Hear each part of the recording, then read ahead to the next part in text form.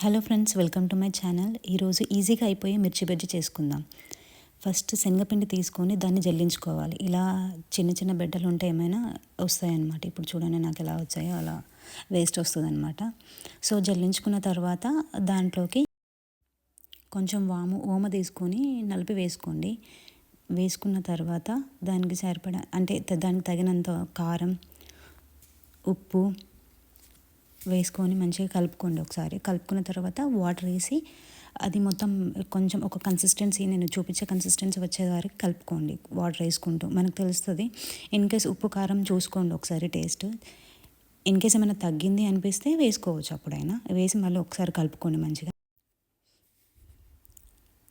So finally పిండి కలపడం అయితే అయిపోయింది.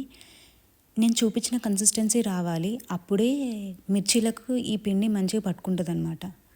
సో అప్పుడు మనకి బజ్జీలు మంచిగా వస్తాయి.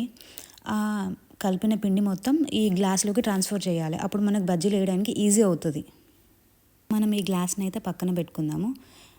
తర్వాత మనం మిర్చి అయితే కట్ చేసుకుందాము. నా దగ్గర అయితే ఈ మిర్చి ఉండే ప్రజెంట్ చాలా పెద్దగా ఉన్నాయి. సో అందుకనే 2 ముక్కలుగా కట్ చేశాను. మీకు ఇన్ కేస్ కావాలనుకుంటే దాంట్లో చింతపండు రసం తిక్కుగా ఉంటే చింతపండు రసం అప్లై చేసుకోవచ్చు. అలా అయినా సూపర్గా ఉంటుంది. నేనైతే ఇప్పుడు అప్లై చేయలేదు. తర్వాత డీప్ ఫ్రైకి సరిపడా ఆయిల్ తీసుకున్న తర్వాత ఆయిల్ని వేడి చేద్దాము. మధ్యలో ఒకసారి టెస్ట్ చేయండి ఆయిల్ వేడి అయిందో లేదో. సో మన ఆయిల్ అయితే వేడి అయిపోయింది ఇక్కడ. సో బజ్జీలు అయితే నేను వేస్తున్నాను.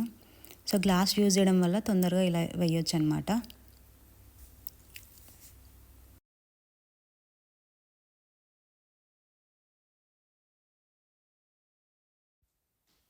మన బజ్జీలు అయితే ఆల్మోస్ట్ రెడీ అయిపోయాయి. సో నేనైతే onion bajji and potato bajji వేసాను. ఇంకా